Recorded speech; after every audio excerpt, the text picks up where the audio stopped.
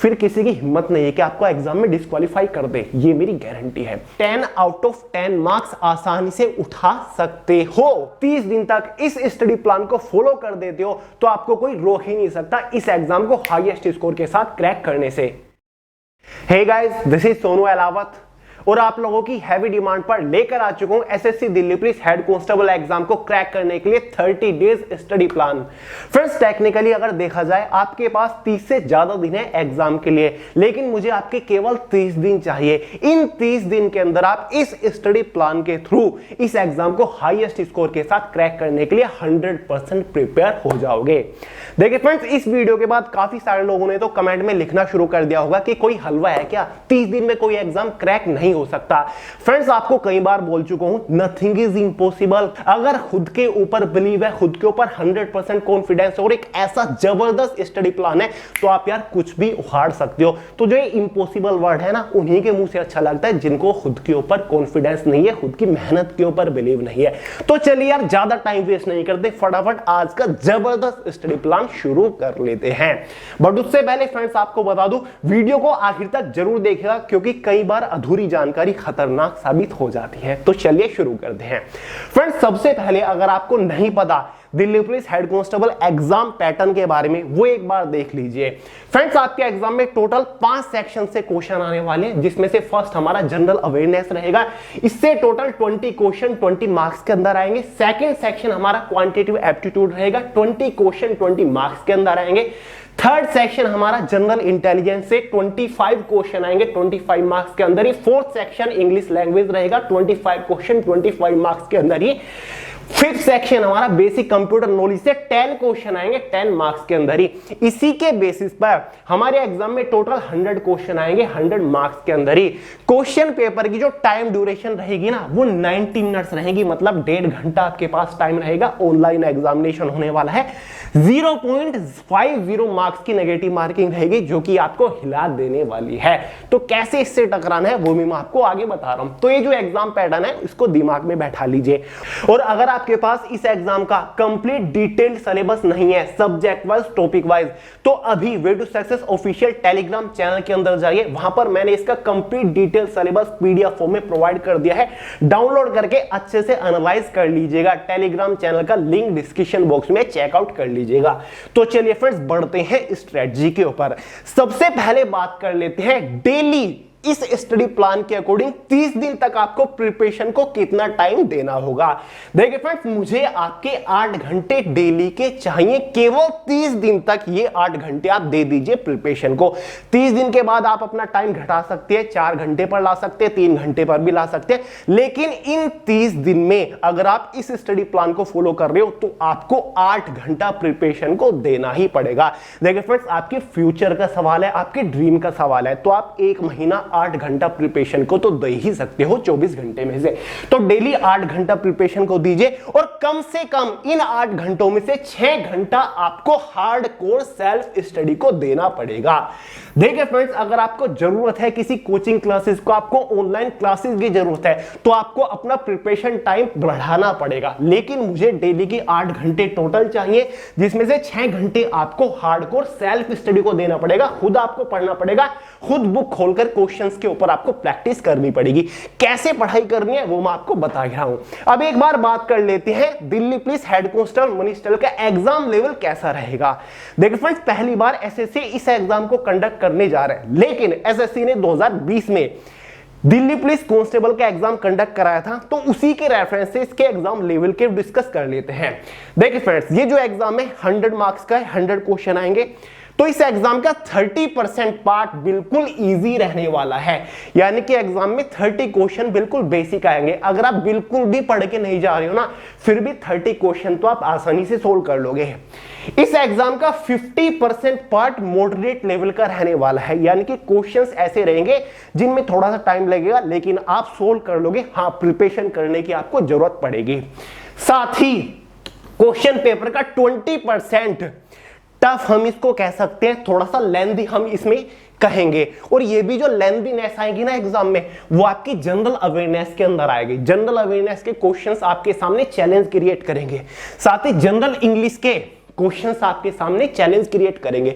तो जो 20% पार्ट रहेगा ना एग्जाम का, जो कि टफ और लेंथी मैंने लिखा है, वो ज्यादातर जनरल अवेयरनेस और इंग्लिश के अंदर ही रहेगा।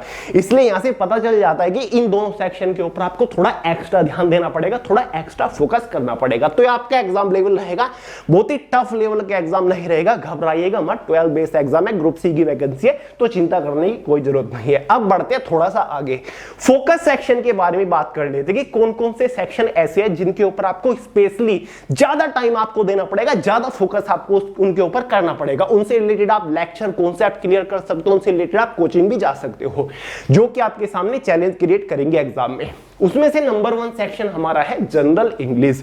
एग्जाम में जनरल इंग्लिश से 25 क्वेश्चंस, 25 मार्क्स का पोर्शन आने वाला है। तो जनरल इंग्लिश के ऊपर आपको स्पेशल फोकस करना पड़ेगा, इसको ज्यादा टाइम देना पड़ेगा, और इसको भी आपको 2 पार्ट में डिवाइड करना पड़ेगा, जिसमें से एक हमारा वोकैबुलरी सेक्शन हो जाता है। इस एग्जाम में 12 से 14 मार्क्स का वोकैबुलरी सेक्शन आएगा, जिसमें word substitution, antonym, synonym, idiom, phrase, spelling check आ जाता है। तो आपको वोकैबुलरी के ऊपर एक अलग सेक्शन मान के फोकस करना पड़ेगा। साथ ही जो हमारा ग्रामर का पोर्शन है, उसके ऊपर तो आपको फोकस करना ही पड़ेगा। तो भाई जनरल इंग्लिश के ऊपर फोकस करके चलिएगा। अगर आपकी जनरल इंग्लिश अच्छी नहीं है तो कोई बेस्ट बुक परचेज कर लीजिए, कोई अच्छा यूट्यूब चैनल सिलेक्ट कर लीजिए जो कि आपको जनरल इंग्लिश में स्ट्रॉन्ग कर सके।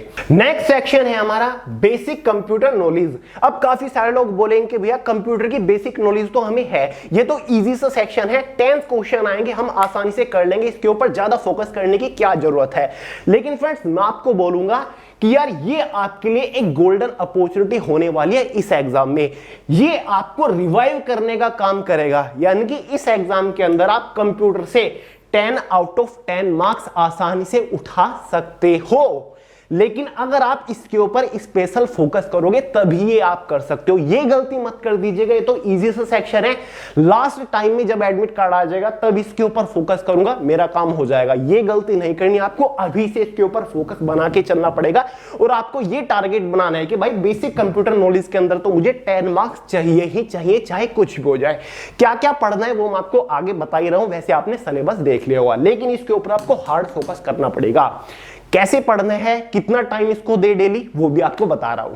नेक्स्ट सेक्शन है हमारा जनरल अवेयरनेस। जनरल अवेयरनेस आपके सामने एग्जाम में एक बड़ा चैलेंज बन के उभरेगा। 20 मार्क्स का सेक्शन है, तो इसके ऊपर आपको हार्ड फोकस करना पड़ेगा, स्पेशली करंट अफेयर के ऊपर फोकस करना पड़ेगा। एग्जाम में 8 से 10 क्वेश्चन करंट अफेयर से पूछे जाएंगे, और कोशिश करिएगा लास्ट 12 मंथ, मतलब पूरे साल के करंट अफेयर पढ़ने की कोशिश करिएगा।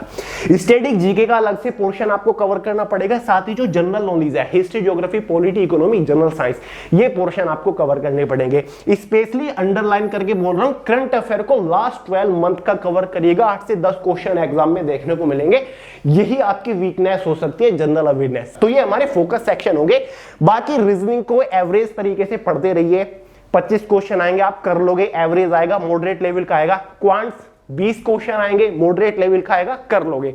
लेकिन ये 3 सेक्शन मोस्ट इंपोर्टेंट है, इनके ऊपर ज्यादा फोकस करना है। नेक्स्ट स्टेप आपका क्या रहेगा इस 30 दिन के स्टडी प्लान में? Separation of topics.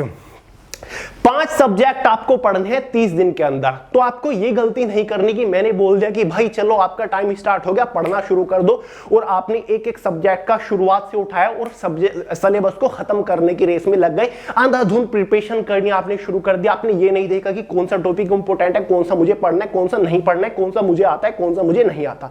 ये गलती नहीं करनी। सबसे पहला काम यह है आपका, पूरे सिलेबस को अच्छे से एनालाइज करिए, subject wise, chapter wise, topic wise. क्या आपको आता है, क्या आपको नहीं आता है, ये आपको अलग अलग करना पड़ेगा, वरना हमेशा की तरह आप लूप में फंसे रहोगे। एग्जाम आता है, तैयारी करते हो, डिस्क्वालीफाई हो जाते हो, फिर एग्जाम आता है, तैयारी करते हो, डिस्क्वालीफाई हो जाते हो। ये लूप चलता रहेगा। अगर आपको लूप से बाहर निकलना है, आपको ये करना है कि फॉर्म भरा, तैयारी करी और एग्जाम उखाड़ दिया, क्रैक कर लिया, तो आपको ये स्टडी प्लान फॉलो करना पड़ेगा। तो आपका काम क्या रहेगा? आपको subject wise, chapter wise topics को सेपरेट करना पड़ेगा।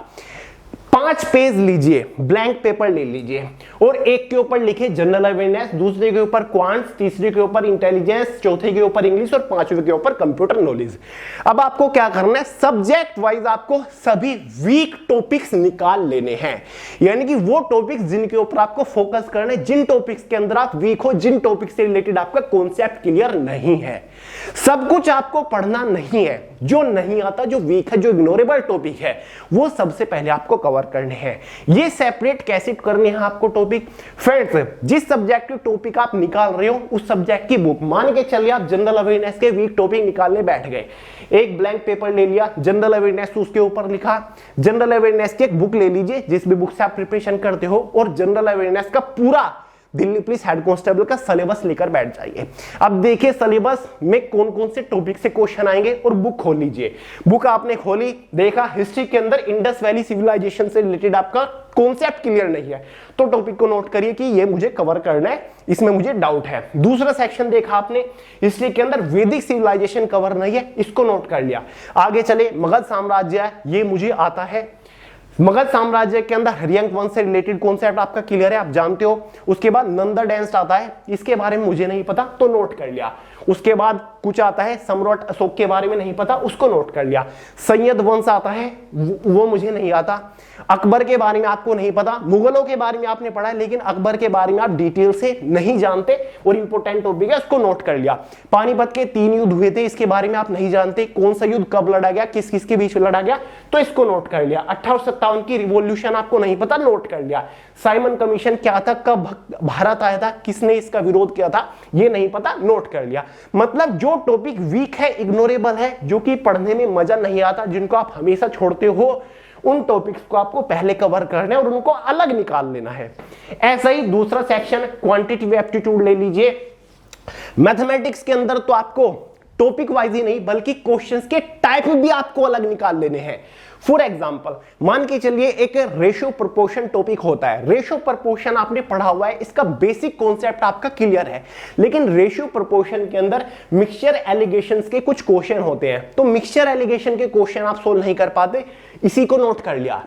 एवरेज औसत आता है, औसत आपने पढ़ा है लेकिन हर टाइप के क्वेश्चन आप सोल्व नहीं कर पा रहे। औसत के अंदर इनिंग वाले क्वेश्चन होते हैं, मैच वाले क्वेश्चन होते हैं, वो आप सोल्व नहीं कर पाते, तो उन्हीं क्वेश्चन को नोट कर ले कि इस टाइप के क्वेश्चंस के ऊपर मुझे प्रैक्टिस करनी है, कॉन्सेप्ट क्लियर करना है। परसेंटेज, प्रतिशत आपने पढ़ा है लेकिन जो सैलरी वाले क्वेश्चन होते हैं ना, एक्स की सैलरी इतनी % ज्यादा है वाई से, वो नोट कर लिया। सिंपल इंटरेस्ट, कंपाउंड इंटरेस्ट आपको आता है लेकिन डिस्काउंट नहीं आता। प्रॉफिट एंड लॉस पढ़ा है, डिस्काउंट नहीं आता। सिंपल इंटरेस्ट आता है, कंपाउंड इंटरेस्ट नहीं आता, नोट करके चलिए। आपने टाइम एंड डिस्टेंस पढ़ रखा है, बेसिक कॉन्सेप्ट क्लियर है, लेकिन उसके अंदर बोथ स्ट्रीम वाले क्वेश्चन सोल्व नहीं कर पाते, उसी को नोट करिए। टाइम एंड वर्क आपने पढ़ रखा है लेकिन जो कॉन्ट्रैक्ट बेस वाले क्वेश्चन होते हैं, लेबर वाले क्वेश्चन होते हैं, वो आप सोल्व नहीं कर पाते, उसको नोट कर लिया। जो वीक टॉपिक है, वीक क्वेश्चंस के टाइप है, उनको नोट कर लिया। ऐसे ही भाई रीजनिंग के आपको नोट करके चलने, ऐसे कंप्यूटर के भी आपको टॉपिक नोट करने हैं, जैसे कि फुल फॉर्म्स हो गई, उसको नोट करिए। शॉर्ट कीज हो गई, वो नहीं आती, वो नहीं पता, नोट करिए। MS वर्ड के बारे में कॉन्सेप्ट क्लियर नहीं है, नोट करिए। आपको बाकी चीजों के बारे में पता है, फैक्स कैसे भेजते हैं, फैक्स से रिलेटेड इंपॉर्टेंट फीचर्स, ईमेल से रिलेटेड, वो नोट करिए। सॉफ्टवेयर ब्राउजर के बारे में नोट करिए, इनके बारे में डिफरेंस नहीं पता तो इसको नोट करके चलिए। कहने की बात यह है कि जो वीक टॉपिक्स है ना, जिसमें आप हमेशा वीक रहते हो, जो आपको नहीं आता, उसको अलग कर लीजिए। सबसे पहले आपको वीक टॉपिक को ही पढ़ना है, ठीक है? क्योंकि एग्जाम में आप कब डिस्क्वालीफाई होते हो? तब डिस्क्वालीफाई होते हैं एग्जाम में जब आप बहुत सारे क्वेश्चन गलती करके आ जाते हो या फिर बहुत सारे क्वेश्चंस का आंसर आपको नहीं पता होता है। और कौन से क्वेश्चन का आंसर नहीं पता होता है आपको? जो टॉपिक आपने नहीं पढ़ा, जिस टॉपिक से रिलेटेड वो क्वेश्चन पूछा गया है और उस टॉपिक से रिलेटेड आपका कॉन्सेप्ट क्लियर नहीं होता, तब आप एग्जाम में क्वालिफाई होते हो। और अगर आप सबसे पहले उन्हीं वीक टॉपिक के ऊपर फोकस कर लोगे, उन्हीं वीक टॉपिक को प्रिपेयर कर लोगे, फिर किसी की हिम्मत नहीं है कि आपको एग्जाम में डिस्क्वालीफाई कर दे, ये मेरी गारंटी है। तो चलिए आगे बढ़ते हैं। ये काम आपने कर लिया, अब बात करते हैं कि प्रिपरेशन करनी कैसे है। देखिए फ्रेंड्स, 8 घंटे आपके पास है। शुरुआत में मैंने मांगा था 30 दिन में मुझे आपके 8 घंटे डेली चाहिए। अब आपको 3 सब्जेक्ट पर डे, 3 सब्जेक्ट आपको डेली पढ़ना है। ये गलती नहीं करनी कि आप एक दिन में 5 सब्जेक्ट के ऊपर फोकस कर रहे हो या फिर आप केवल एक दिन में एक ही सब्जेक्ट को पढ़ रहे हो। आपको डेली 8 घंटे में 3 सब्जेक्ट को कवर करना है। किस तरीके से पढ़ना है मैं आपको बता रहा हूं। अब फ्रेंड्स 8 घंटे आपके पास है दिन में, इन 8 घंटों को 4 डिफरेंट टाइम स्लॉट्स में डिवाइड कर लीजिए। पहला टाइम स्लॉट आपका मॉर्निंग का रहेगा 2 घंटे का, ठीक है, 8 में से 2 गए, 6 घंटे आपके पास बच गए। दूसरा टाइम स्लॉट आपका 2.5 घंटे का रहेगा। तीसरा टाइम स्लॉट आपका 2.5 घंटे का रहेगा। चौथा टाइम स्लॉट आपका 1 घंटे का रहेगा। ध्यान से देखिए आपके 8 घंटे 4 डिफरेंट टाइम स्लॉट में डिवाइड हो चुकी है। अब जो आपका पहला मॉर्निंग का टाइम स्लॉट है ना, उसमें आपको क्या करना है, उसमें आपको कोई भी क्लास ले लेनी है, उसमें आपको ऑनलाइन लेक्चर देख लेना है। मैंने शुरुआत में एक चीज कही थी कि आपको डेली 8 घंटे पढ़ने हैं, लेकिन 8 घंटे में से 6 घंटा आपको सेल्फ स्टडी करना है। तो 6 घंटा इधर आप सेल्फ स्टडी करोगे, लेकिन मैंने आपको छूट दे दी कि 8 घंटे में से 2 घंटा आप क्लास ले सकते हो, क्योंकि बहुत सारे टॉपिक ऐसे भी तो होंगे सब्जेक्ट वाइज जिनसे रिलेटेड आप अपना कॉन्सेप्ट खुद क्लियर नहीं कर सकते, जिनसे रिलेटेड आपको लेक्चर देखने ही पड़ेंगे। कुछ ऐसे टॉपिक हैं जो कि टीचर ही समझा सकता है, तो क्यों ना उनसे रिलेटेड क्लास ले ली जाए और शुरू के 2 घंटे में ले ली जाए। एक दिन में आपको कितने सब्जेक्ट पढ़ने हैं, 3 सब्जेक्ट पढ़ने हैं। जिस मान के चलिए आपने डिसाइड किया कि आज मैं जनरल अवेयरनेस और मैथ सब्जेक्ट को कवर करूंगा और साथ ही कंप्यूटर वाले सब्जेक्ट को भी क्लियर करूंगा। तो मैथ है, जीएस है, जीएस आपने उठाया। जीएस में देखिए कौन सा वीक टॉपिक है जो कि आप आज पढ़ोगे। मान के चलिए हिस्ट्री का आप कोई टॉपिक पढ़ोगे, इंडस वैली सिविलाइजेशन पढ़ोगे, तो इंडस वैली सिविलाइजेशन से रिलेटेड पहले टाइम स्लॉट में 1 घंटे की आप क्लास ले लीजिए। किसी का भी लेक्चर खोल के देख लीजिए, मेरा देख लीजिए या फिर यूट्यूब पे जो आपका फेवरेट टीचर है उसका देख लीजिए, ठीक है। 1 घंटे की क्लास ले लिया आपने, बिंदास, कॉन्सेप्ट क्लियर हो गया। अब जरूरत है जो आपने क्लास ली उससे रिलेटेड आपको प्रैक्टिस करनी है, सेल्फ स्टडी करनी है, वो आगे टाइम स्लॉट में करेंगे। 1 घंटे की जीके क्लास ली, आपने डिसाइड किया था कि आज मैं जीके और मैथ पढ़ूंगा। मैथ से रिलेटेड भी आपको कॉन्सेप्ट क्लियर करने की जरूरत है, तो मैथ का जो भी टॉपिक आज आप पढ़ने वाले हो उससे रिलेटेड कॉन्सेप्ट क्लियर करने के लिए आप कोई क्लास ले लीजिए, ऑनलाइन लेक्चर ले लीजिए। 1 घंटे की क्लास बहुत होती है, 1 घंटे क्लास ली, तो मॉर्निंग के 2 घंटे के टाइम स्लॉट में आपने 1-1 घंटे की 2 क्लास ले ली और उन सब्जेक्ट की आपने क्लास ले ली जो कि आप सेल्फ स्टडी आगे पूरा दिन पढ़ने वाले हो। तो ये 2 घंटे हमारे खत्म हो गए। बीच में रेस्ट लिया 1-1.5 घंटे का, उसके बाद फिर से बुक लेकर बैठ गए। अब टाइम आती है सेल्फ स्टडी का। तो पहले आपने 1 घंटे क्लास जीएस की ली थी, जो आपने क्लास में पढ़ा उसको आपको सेल्फ स्टडी भी पढ़ना है। सेल्फ स्टडी 2.5 घंटे का आपका टाइम है, 2.5 घंटे बिंदास सेल्फ स्टडी करिए उस सेक्शन की। मैथ्स का आपने 1 घंटे का क्लास ले लिया था, जो क्लास में पढ़ा उसी टॉपिक को आप सेल्फ स्टडी करिए, उस टॉपिक से रिलेटेड मैक्सिमम क्वेश्चन खुद सोल्व करने की कोशिश करिए। 2.5 घंटे बहुत होती है मैथ्स को प्रैक्टिस करने के लिए, मजा आ जाएगा, क्योंकि 1 घंटे की आपने क्लास ले ली तो टोटल 3.5 घंटा एक दिन में आपने मैथ्स को दे दिया और उस टॉपिक को आपने क्लियर कर लिया जिससे रिलेटेड आपका कॉन्सेप्ट क्लियर नहीं था, क्योंकि आपने वीक टॉपिक सभी पहले निकाल लिए थे। वो लिस्ट आपके पास होनी चाहिए जो कि मैंने आपको अभी बनवाई थी। क्लियर है? तो आपके कितने घंटे निकल गए, 2 घंटे ये और 2.5 घंटे ये निकल गए। फिर बीच में रेस्ट ले लीजिए, उसके बाद बारी आती है तीसरे टाइम स्लॉट की, जो कि आपका 2.5 घंटा है। दूसरा सब्जेक्ट आप कौन सा पढ़ रहे थे, जीएस का। मॉर्निंग में 1 घंटे की क्लास ले ली थी। अब बारी है उसी सब्जेक्ट को सेल्फ स्टडी करने की, जो आपने क्लास में पढ़ा उसी को आप सेल्फ स्टडी करिए। खुद बुक खोल के बैठिए, नोटबुक लेकर बैठिए, इंपॉर्टेंट चीजें साथ साथ नोट्स भी बना के चल दिए, सेल्फ स्टडी करिए। 2.5 घंटा जनरल अवेयरनेस को बिंदास सेल्फ स्टडी करिए, क्योंकि 1 घंटे की आप क्लास ले चुके हो। टॉपिक ऐसे क्लियर हो जाएगा कि कभी भी आप जिंदगी में नहीं भूलोगे, क्योंकि आपने उससे क्लास भी ले ली और खुद भी उसको सेल्फ स्टडी कर लिया। ठीक है, 5 घंटे यहां और 2 घंटे यहां, 7 घंटे दिन के आपके खत्म। बारी आती है लास्ट टाइम स्लॉट की, जो कि हमारा 1 घंटे का ही है। इस टाइम स्लॉट में आपको कंप्यूटर नॉलेज सेक्शन लेना है और डेली आपको कंप्यूटर नॉलेज वाला सेक्शन ही लेना है, और इसमें आपको क्लास भी लेनी है और सेल्फ स्टडी भी करनी है। बेसिक कंप्यूटर नॉलेज वाला जो सेक्शन है 10 क्वेश्चन इससे आएंगे, बहुत बड़ा सेक्शन नहीं है, इसलिए 2-2.5 घंटा देने की जरूरत नहीं है। इसलिए आप आधा घंटे की क्लास ले सकते हो, या फिर आप पूरा 1 घंटे की क्लास भी ले सकते हो, अगले दिन सेल्फ स्टडी कर लीजिएगा। या फिर अगर आपको क्लास लेने की जरूरत नहीं है तो आप पूरा 1 घंटा सेल्फ स्टडी करके भी बेसिक कंप्यूटर नॉलेज वाला सेक्शन कवर कर सकते हो। डेली आपको लास्ट में 1 घंटा बेसिक कंप्यूटर नॉलेज सेक्शन वाले को देना ही है, क्योंकि आपको एग्जाम में 10 आउट ऑफ 10 लाने हैं इस सेक्शन में। क्लियर हुआ डाउट?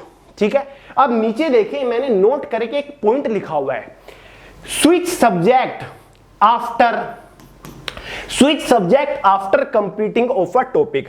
यहां पर मैंने लिखा है एक sentence, switch subject after completing of a topic, यानी कि आपको सब्जेक्ट को तब बदलना है जब कोई टॉपिक कवर हो जाए। मान के चलिए यहां पर आपने डिसाइड किया कि आज मैं परसेंटेज पढ़ूंगा, परसेंटेज आपने पढ़ा, 2.5 घंटा सेल्फ स्टडी करी, 1 घंटे की क्लास ली, लेकिन परसेंटेज जो टॉपिक है ना, प्रतिशतता, वो एक दिन में कवर नहीं हुआ, आपको दूसरे दिन भी जरूरत पड़ गई, दूसरे दिन भी आपने परसेंटेज पढ़ा, 2 दिन में आपने परसेंटेज चैप्टर खत्म कर लिया, पूरा टॉपिक खत्म हो गया, कॉन्सेप्ट क्लियर हो गया। जब एक चैप्टर किसी सब्जेक्ट का खत्म हो जाए, आप कॉन्सेप्ट क्लियर कर लो उस चैप्टर से रिलेटेड, तब जाके आपको उस सब्जेक्ट की जगह दूसरा सब्जेक्ट स्विच कर लेना है। एक चैप्टर मैथ का आपने खत्म कर लिया, तो मैथमेटिक्स की जगह आप रीजनिंग को ले आइए। रीजनिंग को इसी तरीके से आपको पढ़ना है, 1 घंटे की मॉर्निंग में क्लास लेनी है, फिर 2.5 घंटा रीजनिंग का एक पर्टिकुलर टॉपिक पढ़ना है। जब रीजनिंग का एक पर्टिकुलर टॉपिक, एक पर्टिकुलर चैप्टर खत्म हो जाए, तब आपको तीसरा सब्जेक्ट स्विच कर लेना है, मतलब फिर यहां पर मैथमेटिक्स को ले आना है। तो जब कोई एक चैप्टर खत्म हो जाए, आप अच्छे से कॉन्सेप्ट क्लियर कर लो, तभी आपको दूसरा सब्जेक्ट स्विच करना है। ये नहीं कि एक दिन आपने ये पढ़ लिया, फिर दूसरे दिन मैथ्स की जगह रीजनिंग ले आए, और मैथ्स का टॉपिक खत्म नहीं हुआ फिर भी रीजनिंग ले आए, ये गलत है। पूरा टॉपिक खत्म होने दीजिएगा, पूरा टॉपिक से रिलेटेड कॉन्सेप्ट क्लियर कर लीजिएगा। ऐसे ही जनरल अवेयरनेस का कोई पर्टिकुलर टॉपिक आप पढ़ रहे हो, कॉन्सेप्ट एक दिन में क्लियर हो गया, तो नेक्स्ट दिन जनरल अवेयरनेस की जगह जनरल इंग्लिश ले जाइए। जनरल इंग्लिश पढ़ा आपने, 2 दिन में कोई पर्टिकुलर टॉपिक, नाउन प्रोनाउन आपने खत्म कर लिया, तो उसके बाद फिर से जनरल अवेयरनेस लीजिए।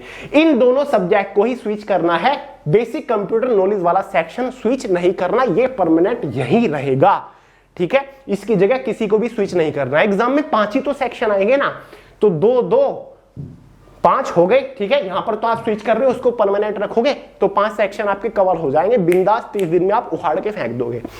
अब एक और मैंने नीचे लिखा हुआ है, no need to attempt mock. इस एग्जाम के लिए आपको मॉक टेस्ट के ऊपर प्रैक्टिस करने की कोई जरूरत नहीं है। ऐसा मैं क्यों बोल रहा हूं?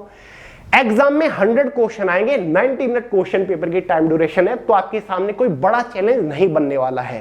क्वांटिटेटिव एप्टीट्यूड ऐसा सेक्शन होता है जो कि ज्यादा टाइम कंज्यूमिंग सेक्शन होता है, उससे केवल 20 ही क्वेश्चन आ रही है, तो 90 मिनट के अंदर आप 100 क्वेश्चन को आसानी से सोल्व कर लोगे, तो ज्यादा आपको मॉक के ऊपर प्रैक्टिस करने की जरूरत नहीं है। और ना ही ये एग्जाम एसएससी ने पहले कभी कंडक्ट कराया है, इसलिए एक ऑथेंटिक मॉक, कोई एक्सपर्ट मॉक आपको नहीं मिलेगा। इसलिए मैं कहूंगा कि खुद ही सब्जेक्ट वाइज मैक्सिमम क्वेश्चंस के ऊपर प्रैक्टिस करिए, मैथमेटिक्स के मैक्सिमम क्वेश्चन के ऊपर प्रैक्टिस करिए, जीएस के मैक्सिमम क्वेश्चंस के ऊपर प्रैक्टिस करिए। मॉक लगाने की जरूरत नहीं है, टाइम वेस्ट मत करिएगा, कोई खास जरूरत नहीं है इस एग्जाम में। क्लियर हुआ? अब आफ्टर स्विचिंग सेम मैंने आपको बता दिया, 2 घंटा मतलब कोई सब्जेक्ट आपने स्विच करके चलिए। मान के चलिए एक दिन में आपने मैथ्स भी खत्म कर लिया एक टॉपिक, और एक उसी दिन आपने जनरल अवेयरनेस का भी एक टॉपिक खत्म कर लिया, तो दूसरे दिन फिर 2 घंटा मॉर्निंग में आपको क्लास लेनी है, 1 घंटा रीजनिंग की क्लास ले लीजिए, फिर 1 घंटा इंग्लिश की क्लास ले लीजिए, फिर 2.5 घंटा रीजनिंग को सेल्फ स्टडी करिए, उसके बाद 2.5 घंटा इंग्लिश की जो आपने घंटे क्लास ली थी उसको सेल्फ स्टडी करिए, और लास्ट के 1 घंटे के टाइम स्लॉट में आपको कंप्यूटर नॉलेज वाले सेक्शन को पढ़ना है। क्लियर है? सेल्फ स्टडी अगर आप कर रहे हो तो जरूरी है कि आपके पास कोई बेस्ट बुक हो, कोई यूनिक बुक हो। बेस्ट बुक के ऊपर ऑलरेडी आपको वीडियो प्रोवाइड कर चुका हूं, इस वीडियो का लिंक डिस्क्रिप्शन बॉक्स में, जहां पर मैंने आपको घर से ही सेल्फ स्टडी करने के लिए सबसे बेस्ट बुक रिकमेंड की है। ये बुक आपकी बिंदास प्रिपरेशन करा देंगी, परचेज कर लीजिए अगर आपके पास नहीं है। उस वीडियो में इन सभी बुक्स के लिंक भी मैंने प्रोवाइड कर रखे हैं। क्लियर है? तो यहां तक डाउट क्लियर हुआ? अब देखिए, जैसे ही फ्रेंड्स आप अपना सिलेबस क्लियर कर लो, ठीक है, जैसे ही आपका पूरा सिलेबस क्लियर हो जाए, सभी सब्जेक्ट का सिलेबस कवर हो जाए, तो आपका लास्ट में काम बचता है, नोट करके मैंने लिखा हुआ है, a deep revision after completing the syllabus. जैसे ही आपका सिलेबस कवर हो जाता है, आपको एक डीप रिवीजन मारना है। मान के चलिए सिलेबस आपने 30 दिन में ही खत्म कर दिया, क्योंकि यहां पर आप सभी टॉपिक नहीं पढ़ रहे हो, आप केवल वही टॉपिक प्रैक्टिस कर रहे हो जो कि आपके वीक है, जिनमें आप वीक हो, तो पॉसिबिलिटी है कि आप 30 दिन में पूरे सिलेबस को कवर कर दोगे, क्योंकि एक दिन में आप 8 घंटा प्रिपरेशन को दे रहे हो। लेकिन अगर 30 दिन में कवर ना कर पाए, आपके पास ज्यादा टाइम है, मान के चलिए आपने 40 दिन में कवर कर लिया, जब भी आपका सिलेबस कवर हो जाए तो सबसे जरूरी है कि पूरे सिलेबस को एक बार डीप रिवीजन जरूर मारिएगा। बिंदास रिवीजन मारिएगा, डीप रिवीजन मारिएगा, मजा आ जाएगा। और जब आप इन 30 दिनों में इस स्टडी प्लान को फॉलो कर रहे होंगे, सेल्फ स्टडी कर रहे होंगे, 2-2 घंटे की क्लास ले रहे होंगे डेली सब्जेक्ट वाइज, तो भाई नोट्स मेंटेन करते हुए जरूर चलिएगा चैप्टर वाइज, सब्जेक्ट वाइज। अगर आप इस स्टडी प्लान को इस तरीके से फॉलो करते हो ना, तो कोई नहीं रोक सकता आपको इस एग्जाम को हाईएस्ट स्कोर के साथ क्रैक करने से। और आपके शरीर पे वर्दी पक्का है, ये मेरी गारंटी है। बहुत ही डीप एनालिसिस के बाद ये स्टडी प्लान आपके साथ शेयर किया है। ये स्टडी प्लान मैंने डिजाइन किया है, इसी वजह से 10 से 15 दिन लग गए, तो हल्के में बिल्कुल भी मत लीजिएगा। क्लियर हुआ डाउट? तो फ्रेंड्स यही था पूरा स्टडी प्लान। आई होप आप समझ गए होंगे और इसका फॉलो भी करेंगे। कमेंट करके जरूर बताइएगा कौन कौन लोग इसको फॉलो करने वाला है। और 30 दिन को टारगेट कर लीजिए, उसके बाद आप किसी भी तरीके से प्रिपरेशन कर सकते हैं। उसके बाद आप डेली के अपना टाइम ड्यूरेशन किसी भी तरीके से बदल सकते हैं, केवल 30 दिन। क्लियर है? तो चलिए दोस्तों, इस वीडियो में इतना ही था। पसंद आया लाइक करेगा दोस्तों, शेयर करेगा, चैनल को सब्सक्राइब करना मत भूलिएगा। मिलते हैं यार अगली वीडियो में बहुत जल्द, तब तक के लिए जय हिंद।